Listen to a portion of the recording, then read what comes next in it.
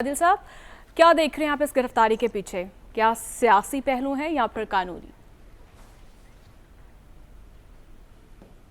अच्छा, आपने सियासी पहलू की बात अगर कर ली तो कानूनी तो बात काफ़ी हो चुकी है। तो सियासी बात कर लेते हैं। चौधरी ख़ानदान को जितना मैं जानता हूँ, जितना इनकी सियासत को मैंने ऑब्ज़र्व किया है, ये तो कभी ऐसा नहीं हुआ करता था। ये तो मफाहमत के बादशाह होते जितने थे। करीब से आपने देखा ये है। तो इनके लिए अपोजिशन का दौर भी इनका अपोजिशन का दौर भी इनके लिए मुश्किल नहीं होता था। इनकी हुकूमत होती थी, नहीं होती थी, ब्यूरोक्रेसी में जिस तरह के इनके कनेक्शंस थे। इवन यानी आप देखें कि जब काफ लीग को कातिल लीग कहा गया जरदारी साहब की जानिब से, तो उसी हुकूमत का ये हिस्सा बने, ये डिप्टी प्राइम मिनिस्टर बने, इन्होंने और ओहदे लिए, तो इनके लिए कभी मुश्किल वक्त नहीं आया।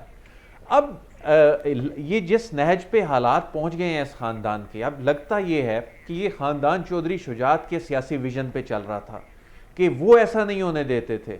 नहीं तो इतनी मिसकैलकुलेशंस जो की और इस नहज तक हालात पहुंच गए। उनके साहबजादे बाहर हैं, वो वापस नहीं आ रहे और बज़ाहिर उनके आने के चांसेस भी नज़र नहीं आते, और ये सिर्फ इस उम्मीद पे बैठे हुए हैं कि चूँकि अब काफ लीग से इनके मामलात ख़त्म हो चुके हैं, ये ख़ानदानी लड़ाई है, इसमें नज़रियात या वो तो है नहीं। इसमें तो बुनियादी तौर पे सियासत इक़्तिदार की जंग, यानी चौधरी शुजात इस बात के मुखालिफ थे कि अब PTI की जानिब से चीफ मिनिस्टर ना बने, लेकिन एक मिसकैलकुलेशन वहाँ पर हुई। फिर उसके बाद मिसकैलकुलेशंस का ऐसा सिलसिला जारी हो गया जिसने ये साबित किया कि उस जमात को दरअसल चौधरी शुजात ही चला रहे थे, जो हम मफाहमत की बात करते हैं।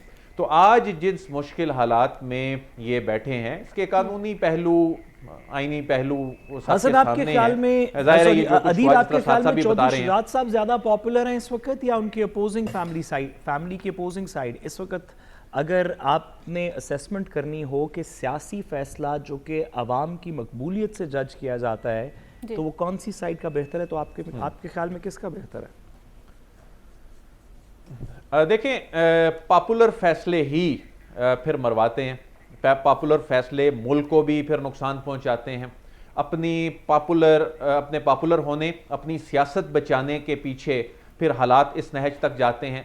अगर अवाम में इतनी ज़्यादा मकबूलियत है तो चौधरी मोहम्मद साहब जो हैं वो आकर चीज़ों को फेस करें। अवाम ने आगे इलेक्शन को ज़्यादा दूर भी नहीं है, तो फिर पॉपुलैरिटी की बात करनी है तो इसमें, और सियासतदान तो जाते हैं जेल में।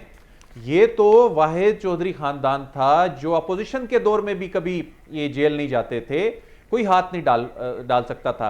अब पहली मर्तबा मुश्किल पड़ी है, वो अब देखते हैं कि वो किस तरह ये मुश्किल काटते हैं। लेकिन ये बात वक्त के साथ साबित हो गई है कि ये मिसकैलकुलेशन जो है वो बहुत बड़ी इनकी जानिब से की गई है। जो इनकी एक सियासी साख थी, इनका बैकग्राउंड था, जो इनका तुर्रा इम्तियाज था, जिस वजह से ये मफाहमत के बादशाह कहलाते थे, ये क्राइसिस सिचुएशन से निकल जाते थे, ये बदतरीन मुखालफीन के साथ भी मिलकर हुकूमत में बैठ जाया करते थे। अभी मौजूदा सूरत हाल में एक चीज है, अब चूंकि काफ लीग के दरवाजे इन पे बंद हो चुके हैं, पॉलिटिकल सर्वाइवल का भी मसला है, और इसमें PTI में अपना फ्यूचर ये उम्मीद लगाकर बैठे हैं, तो वो मिसकैलकुलेशंस जो चली आ रही हैं उसका नतीजा आज ये निकला है।